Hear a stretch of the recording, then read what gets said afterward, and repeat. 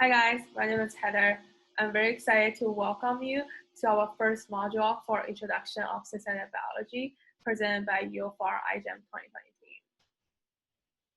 So before we start the modules, I would like you guys to do the following 3 things.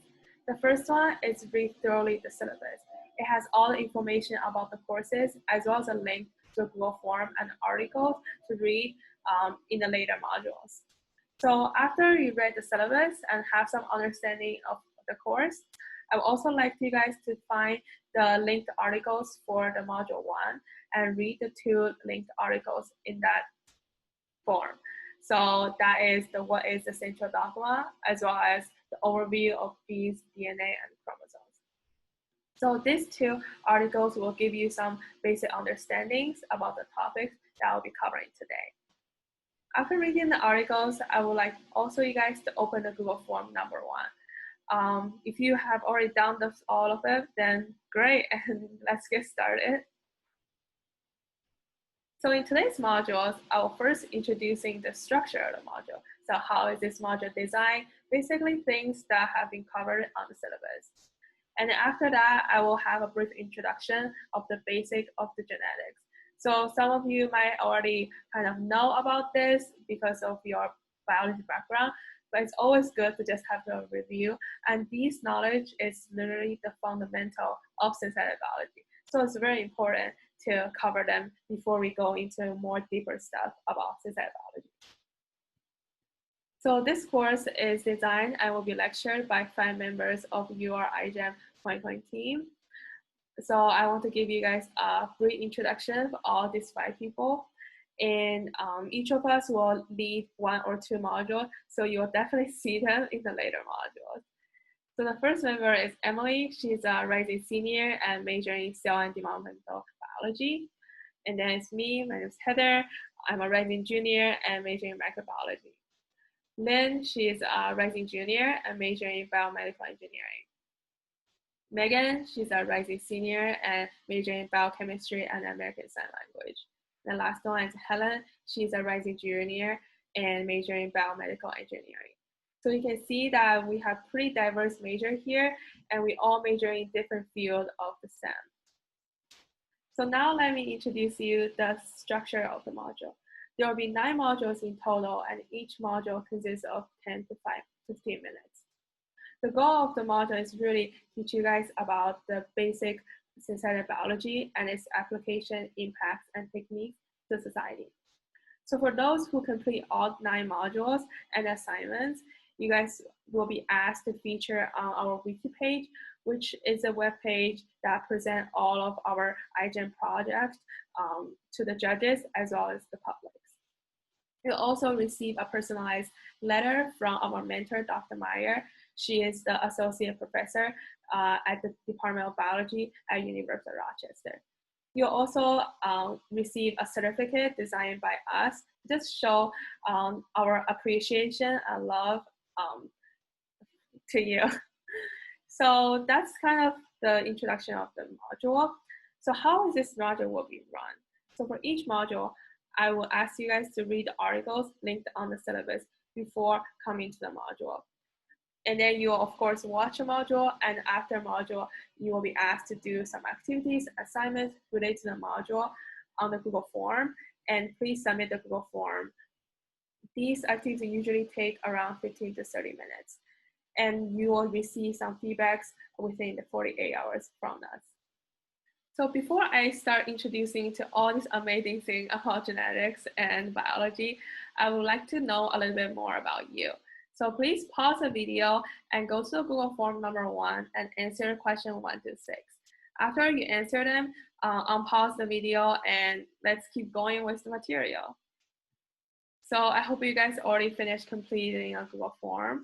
We're very excited to read all about it and get to know you guys more. So now let's start about genetics. So you guys know that DNA really encodes the organisms, but the DNA is actually composed by units called nucleotide. So nucleotide is composed with 3 major components. They are the phosphate group, a sugar molecule, as well as nitrogen base. So there are 4 types of nitrogen base. They are cytosine, guanine, thymine, and adenine. As you guys can see in this picture, cytosine is base paired with guanine, and thymine is base paired with adenine. So if you guys imagine, if all these base pairs are paired together, you will form a two strand with the outside being the phosphate and the sugar group, and the inside are the base pair. So these will actually be shown in the next slide. As you can see here, they will form this double strand, and they'll actually form a double helix, as they called it. So you will have the outside is the phosphate and sugar group, and inside is those base pairs. So these form a spiral and what they call double helix. So now I think my question is again, what's the differences between gene, DNA, chromosome, and nucleus? Please pause the video to think for a second.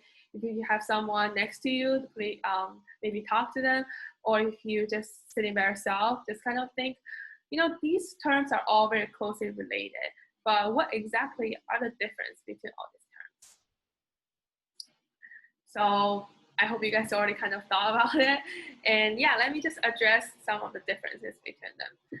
So gene is actually a small section of DNA that encodes protein or RNA.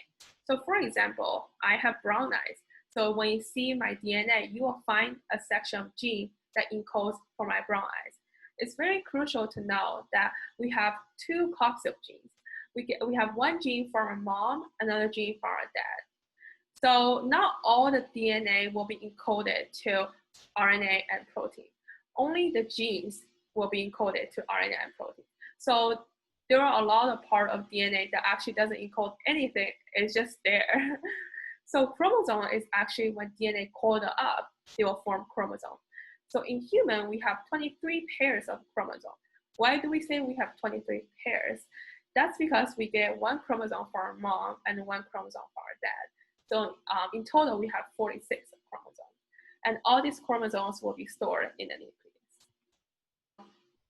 So now I kind of talked about how gene encodes for protein and RNA, but exactly how the gene from DNA can become from DNA to protein.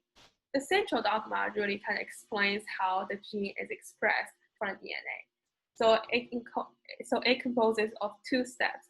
The first step is transcription, where DNA can be transcribed to RNA. The reason why it's called transcription is because the DNA genetic code is literally copied, so transcribed to RNA, except that the T, so thymine in the DNA nucleotide will be converted to uracil U, because in RNA, you don't have thymine as the nucleotide.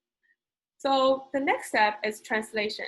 In translation, the RNA will be translated to protein, which is the polypeptide. The reason why it's called translation is because now, as you can see here, the genetic code for RNA is different from the polypeptide genetic code. I'll talk more about how this translation works in a later slide. So now let's look at closely the structure of the gene that will actually encode the protein and the RNA.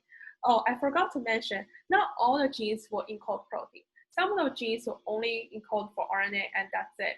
That's because some of the RNA actually has really crucial function to our cell. So yeah, so all the genes that will encode either RNA or protein consist of three very main components. These are very important to not only edit the gene, manipulate the gene, which are things that the synthetic biologists do. So in this, as you can see in this structure, you have promoters, which tells the RNA polymerase, which is an enzyme that transcribes DNA to RNA, that this is where the transcription starts. So the RNA polymerase will recognize promoter and bind to the promoter and start a transcription, which including this RNA coding gene.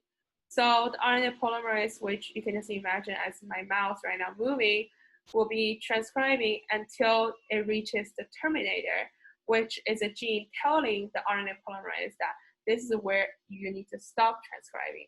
So the RNA polymerase actually unbind from the gene and transcription ends.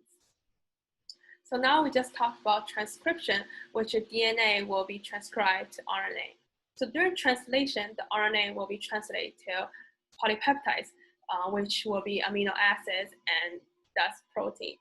So during translation, the RNA will actually read in group of 3, which called codon, by ribosome, which is a structure consists with RNA and protein. So they will be read by a group of 3, and then they will form polypeptides. So here is a chart of what each codon corresponds to, what amino acid. So for example, if I have an RNA sequence as a vowel, can you write the polypeptide that will be translated? So I can just do one as an example.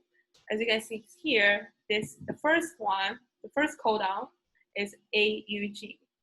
So when you look at this chart, you'll find that AUGs actually correspond to methionine. So this is the first polypeptide will be encoded, will be methionine. So now let's play around and pause the video, write down all of the other polypeptide that we encoded from this RNA. And after you finish it, I'll pause the video and I'll show you the answer. So I hope you guys already finished writing it, but here is the answer.